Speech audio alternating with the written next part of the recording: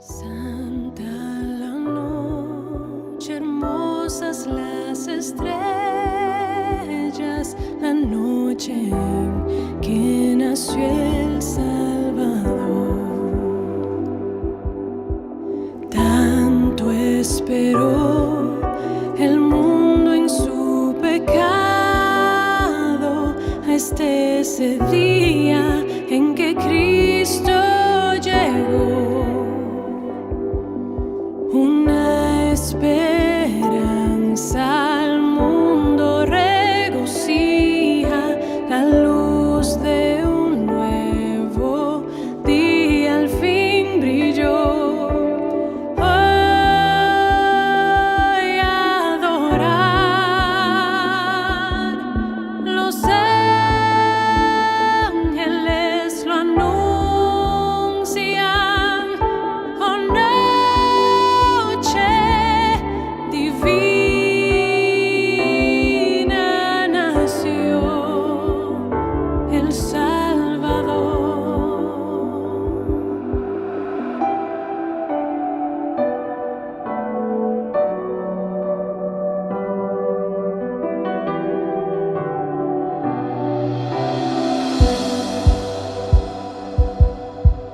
Nos libertó, rompió nuestras cadenas, su ley, su amor y su paz Él nos dio. Nos enseñó a amarnos uno al otro y en su nombre ya no hay más opresión. Con gratitud traemos alabanza, la gloria y el poder son del Señor. Hoy adorar, los ángeles lo anuncian. Oh, noche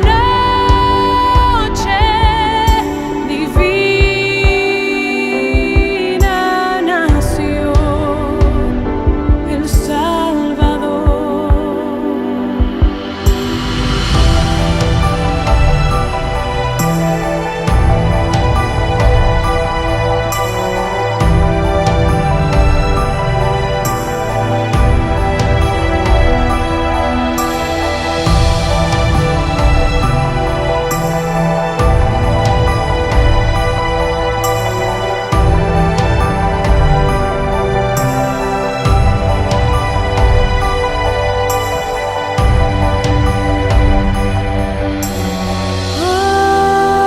Hoy adorar,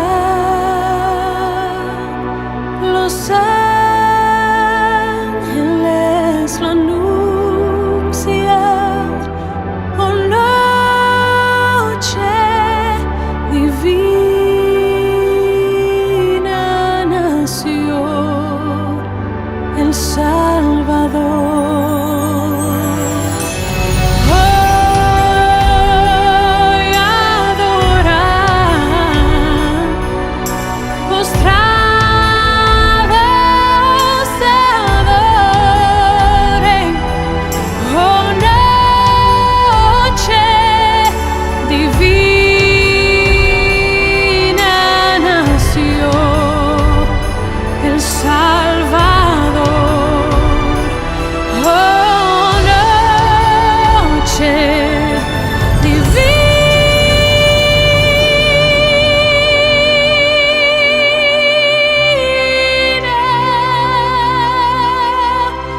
nació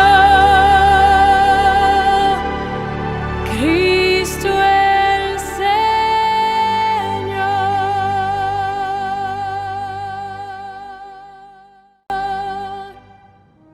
Este no es solamente un día más, es un día que se aparta para pensarlo mejor. Cuando todo parece oscuro y sin propósito en medio de la pandemia mundial y otros problemas, nos reunimos virtualmente para oír del amor de Dios. En este medio de comunicación oiremos su palabra y nos renovaremos en fe y la bendición celestial. Le invitamos a hacer de esto una visita al templo virtual. Gracias, amado Dios, por la oportunidad que tenemos de expresar la palabra que tú nos das, para entregarla a toda persona que quiera oírla, a todas personas que tal vez se puedan sorprender de las cosas que vamos a estar comunicando. Lo ponemos todo en tus manos, en la esperanza de que será para llamar a la salvación a muchas personas. Gracias, Señor, en el nombre de Jesús. Amén. En el capítulo 23 del Evangelio de Mateo que vamos a ver hoy, hay cosas bastante diferentes en relación a la mayoría de los mensajes que hemos entregado anteriormente. Porque se trata prácticamente de un solo tema que el Señor Jesús revela a su iglesia y que consiste en una escabrosa enseñanza motivada a denunciar la hipocresía y la mala intencionalidad de los escribas y los fariseos. Nuestra hermana Natalia predicó el domingo pasado el capítulo 22 y allí estaba esa parábola hermosa, la de la fiesta de las bodas dedicada a los sacerdotes y ancianos del templo, como se dio también en el capítulo anterior, en el 21. Y añadió ella también en el capítulo 22 la cuestión del tributo, donde se alude a fariseos y herodianos, siguiendo con otros de los religiosos judíos, saduceos y fariseos sobre la resurrección y el gran mandamiento. El Evangelio de Mateo nos indica la molestia y el enojo del Señor por su obstinada y contradictoria contienda que tenían en contra suya. Sus palabras se hicieron cada vez más duras para los religiosos de Jerusalén, y estos enfurecidos buscaban cómo eliminarlo. Vamos a ver aquí en este capítulo 23 una serie de calificativos que los llenaban de enojo a ellos, palabras severas del Señor por su indigna y malévola intención, porque trataban de quitarle la vida, como sucedió con Juan el Bautista por obra de Herodes. Vamos a usar nuestras Biblias entonces en el capítulo 23 de Mateo en este día. Y vamos a comenzar con los primeros 12 versículos. Mateo 23, 1 al 12. Si tiene su Biblia a mano, usted la abre allí y comenzamos a leer sobre la acusación a los escribas y fariseos. Dice la palabra allí: Entonces habló Jesús a la gente y a sus discípulos diciendo: En la cátedra de Moisés se sientan los escribas y los fariseos, así que todo lo que os digan que guardéis, guardadlo y hacedlo, mas no hagáis conforme a sus obras, porque dicen y no hacen. Porque atan cargas pesadas y difíciles de llevar, y las ponen sobre los hombros de los hombres, pero ellos ni con un dedo quieren moverlas. Antes hacen todas sus obras para ser vistos por los hombres, pues ensanchan sus filacterias y extienden los flecos de sus mantos. Y llaman los primeros asientos en las cenas, y las primeras sillas en las sinagogas, y las salutaciones en las plazas, y que los hombres los llamen Rabí, Rabí.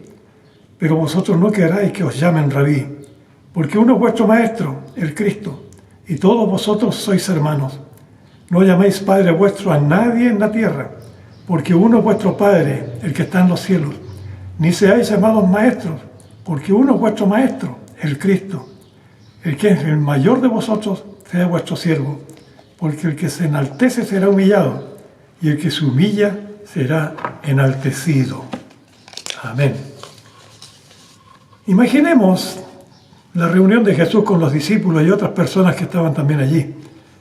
¿Cómo le oían desenmascarar a dos de los grupos que más lo combatían? Los escribas y los fariseos, que formaban parte de la llamada cátedra de Moisés. La cátedra es una derivación del sillón de quienes se sientan en un grupo de la religión. Las sinagogas tenían esa forma de reunión basada en la interpretación de la Torá, que es la ley de Moisés, siendo además los herederos tradicionales de la ley mosaica, los rabinos. Jesús les enseña que todo lo que dicen y guardan es valioso y que es digno de ser imitado. Pero que esos religiosos no son dignos porque sus obras no están a la par de lo que enseñan, ya que dicen sin hacer lo que corresponde, que dan cargas pesadas y difíciles sobre los hombros de las personas, pero ellos no mueven ni un dedo para ayudarles, que les agrada que los vean haciendo algo entre los demás y ensanchan sus filacterias extendiendo los flecos de sus mantos. Las filacterias son unas cajitas, o también pueden ser unos envoltorios pequeños que el pueblo de Israel usaba y que también usan en estos tiempos, algunos de ellos, los textos bíblicos que les voy a decir. Los textos usados son Éxodo, capítulo 13, versículos 1 al 10 y 15 al 16.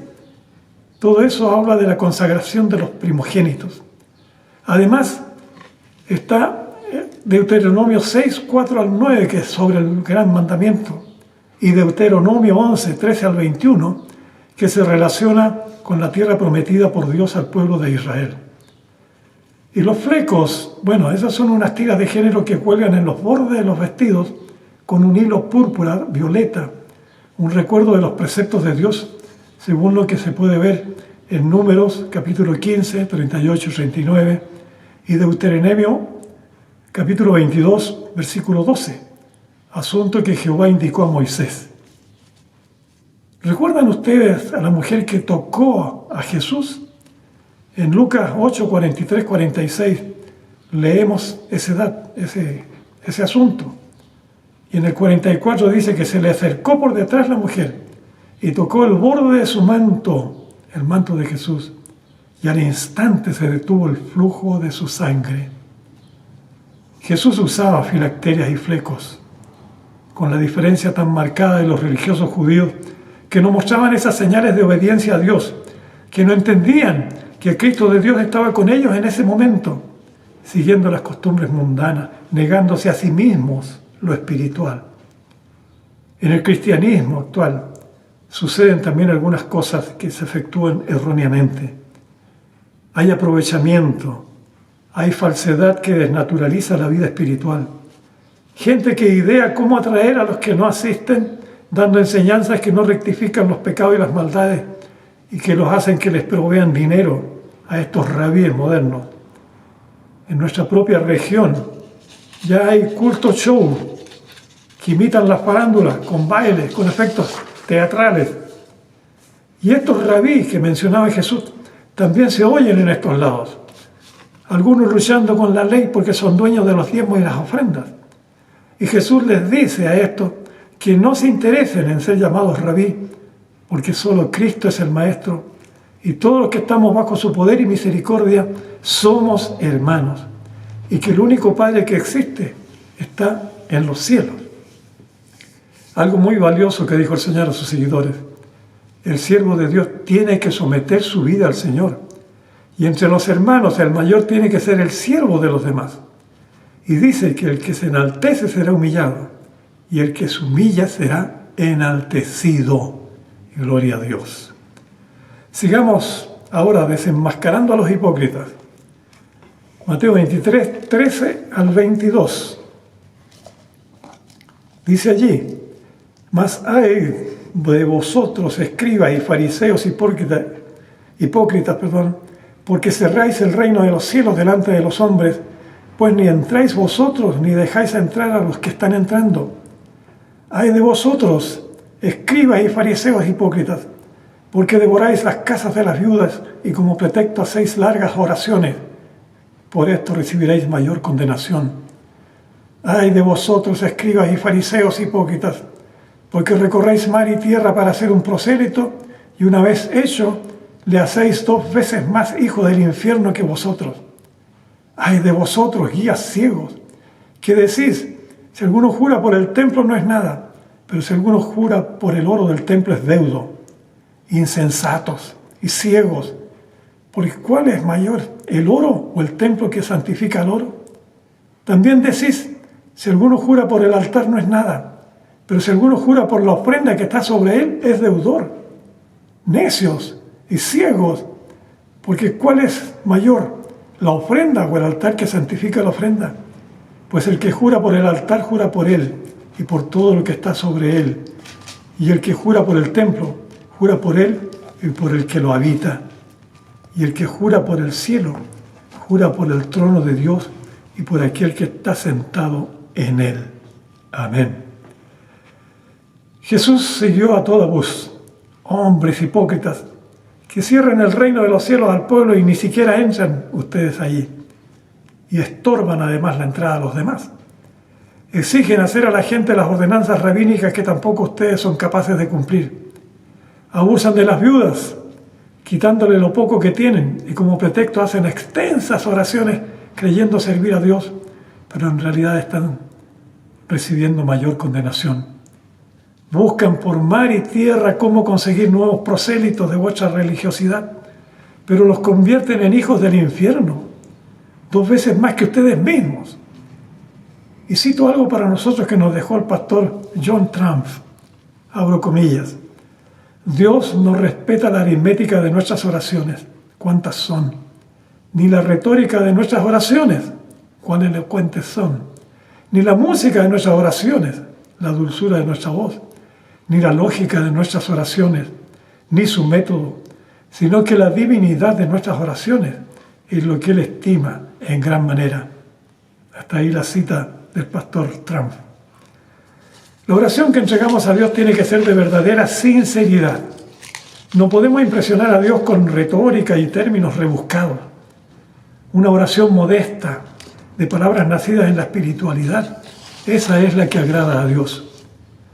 Y el Señor continuó diciéndoles cuánto se equivocaban jurando por el templo, porque un edificio no es lo más importante, pero que jurar por los elementos de oro que se usan en el templo es lo más necesario.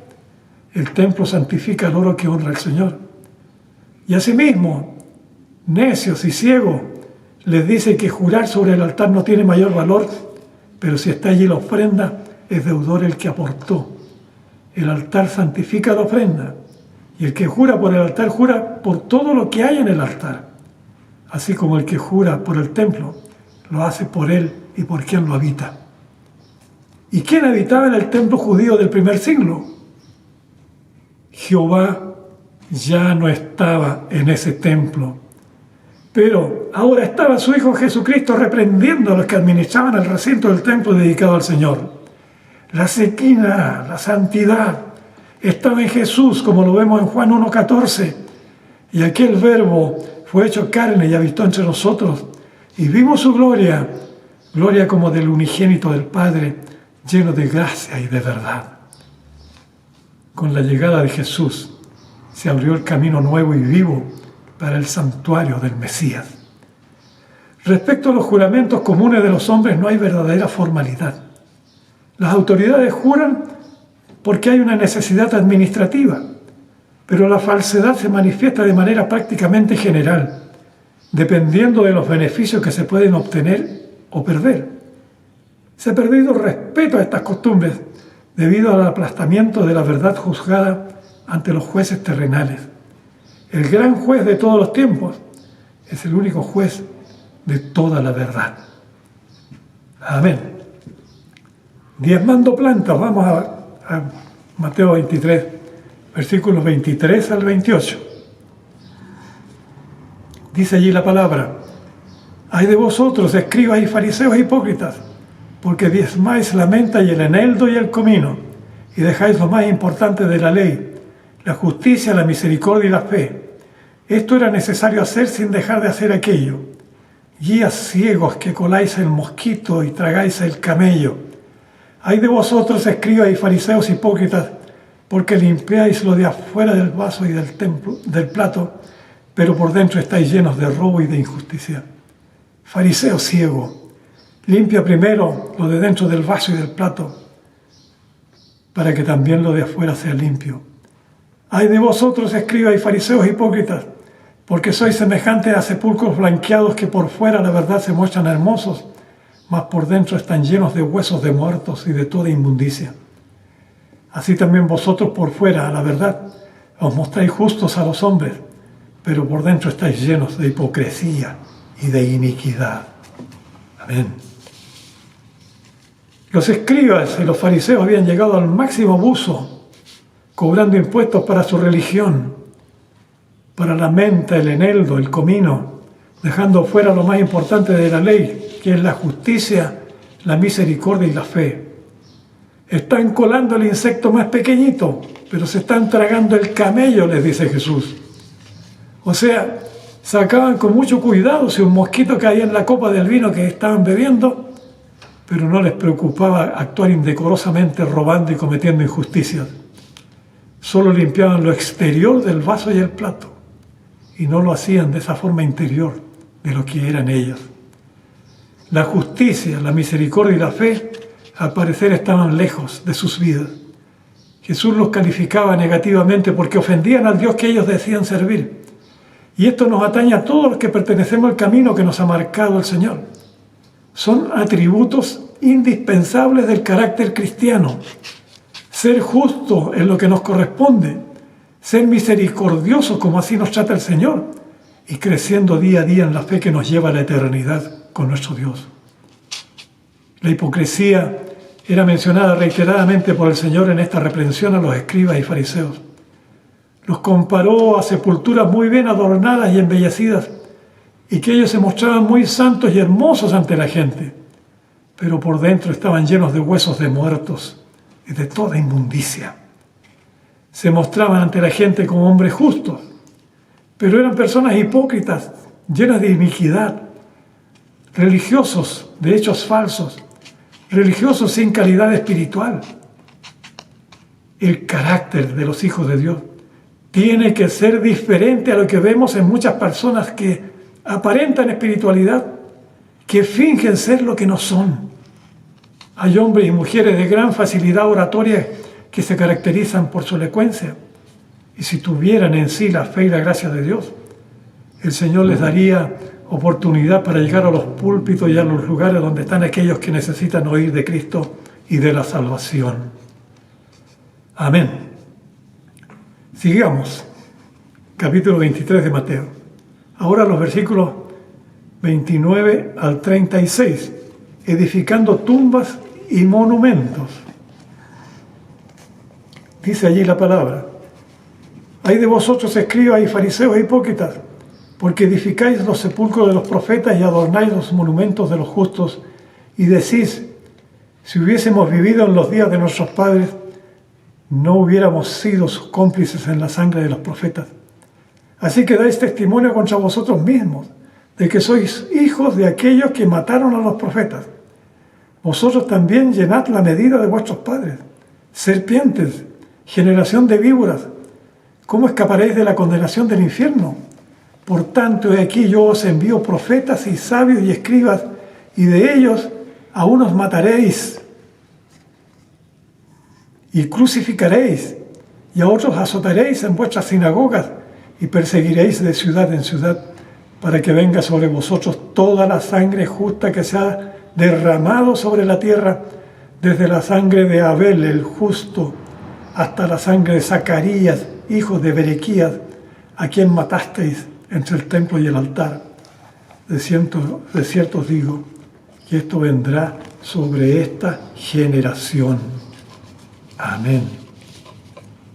Edificar sepulcros y monumentos a personas que han sido ejemplos a seguir es frecuente en toda sociedad.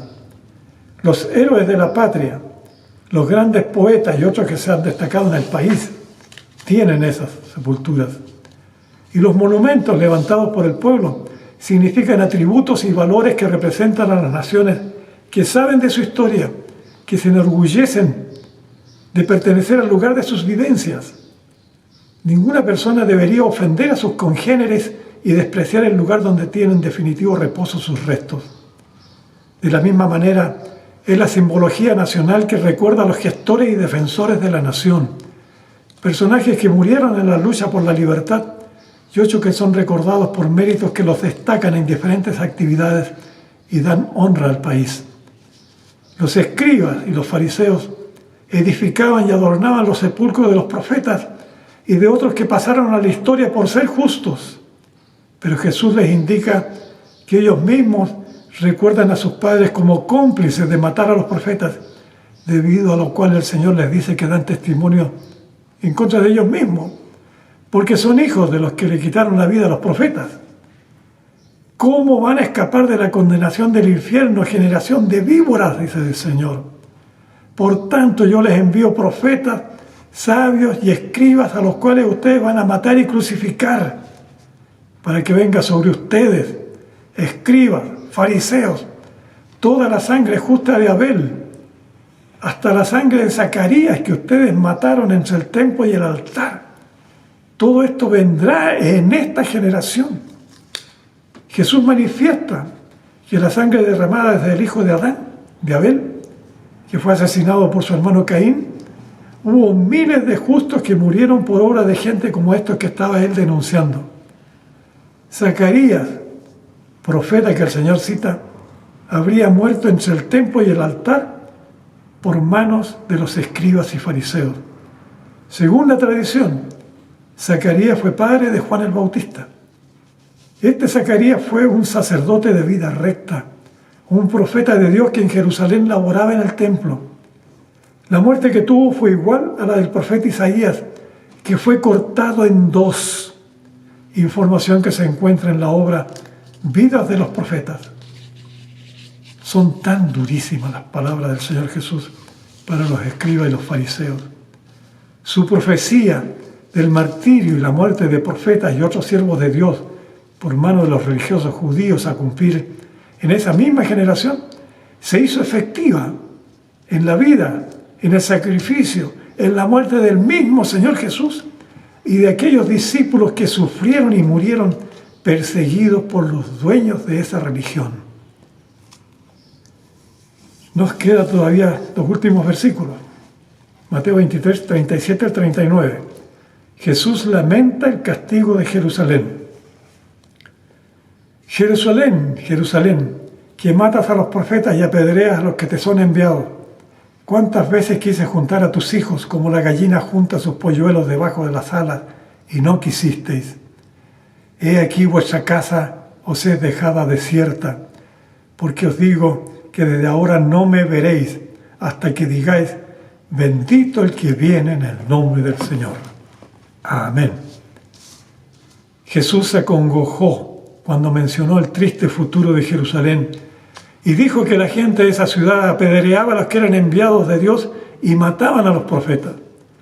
Y expresó su dolor porque él quería unir a esos habitantes como la gallina protege bajo sus alas sus polluelos, pero que en esa ciudad no lo querían.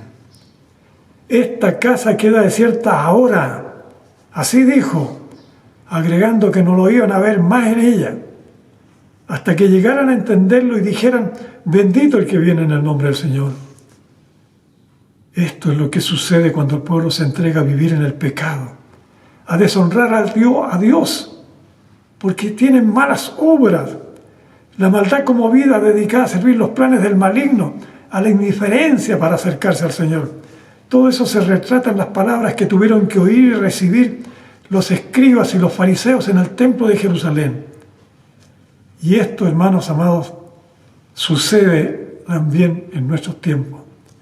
La gente no quiere oír de Dios. La gente no quiere saber de sus mandamientos.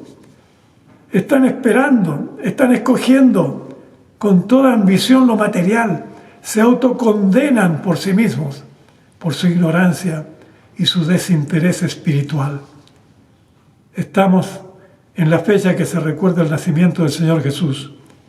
Todo lo que significa su llegada a este mundo se pierde por la farándula comercial de regalos y fiestas mundanas. Es tiempo de reflexionar sobre esto, de buscar al Señor, de pedir perdón por dilapidar lo principal de lo que es la vida. Que el Señor sea lo principal de nuestro ser. Siempre será el mayor valor que tiene nuestra existencia estar bajo el amor, bajo el poder glorioso del Dios de nuestras vidas. Dios bendiga esta palabra para usted que está en la sintonía. Les invito a que oremos ahora en este momento.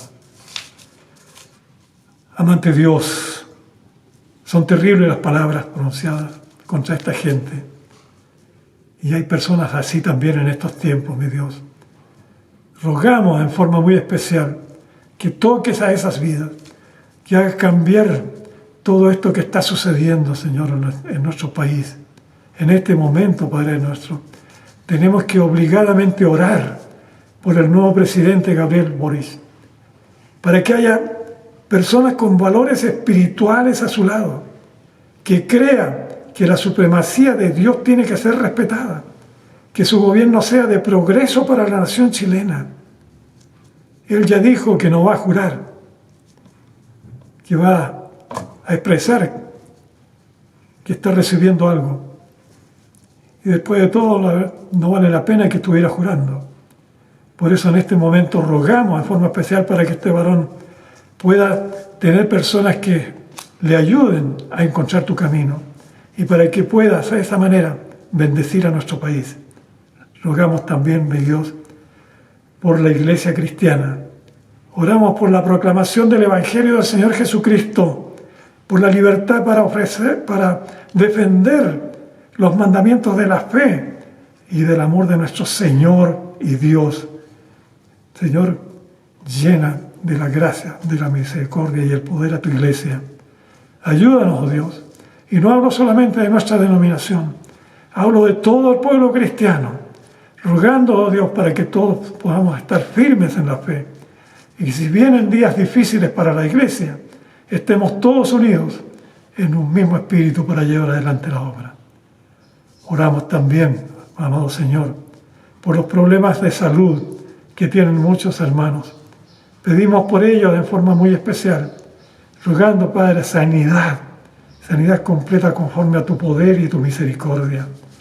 Oramos también por la economía de las familias. Oramos por todos estos hermanos de Nuevo Amanecer y todo lo que significa las congregaciones que hay en Rancagua, en la sexta región y en el país. Oramos por todos aquellos que hemos conocido, tanto aquí en el país como en el exterior. Alabamos tu santo nombre, bendito Dios.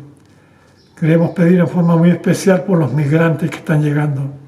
Gente que tal vez está buscando una iglesia.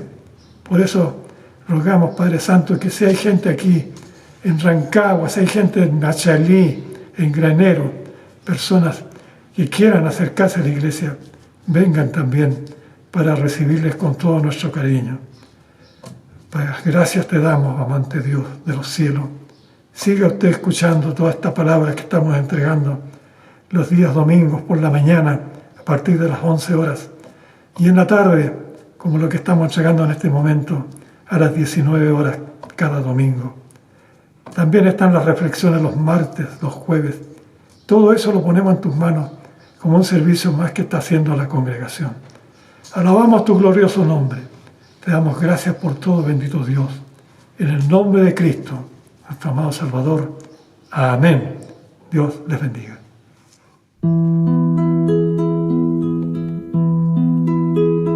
Día en día Cristo está conmigo, me consuela en medio del dolor, pues confiando en su poder eterno, no me afano ni me da temor. Sobrepuja todo entendimiento la perfecta paz del Salvador, en su amor tan grande e infinito, siempre me dará lo que es mejor. Día en día Cristo me acompaña y me brinda dulce comunión. Todos mis cuidados se los lleva, a Él entrego mi alma y corazón. No hay medida del amor supremo, de mi bondadoso y fiel pastor. Él me suple lo que necesito, pues el pan de vida es mi Señor.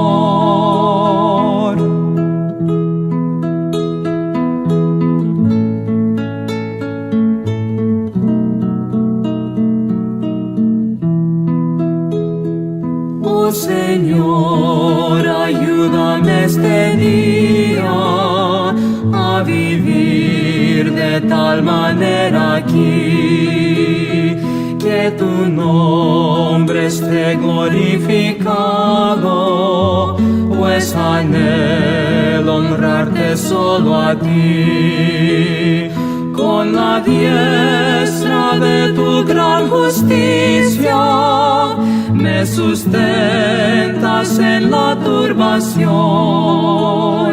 Tus promesas son sostén y guía, siempre en ellas hay consolación.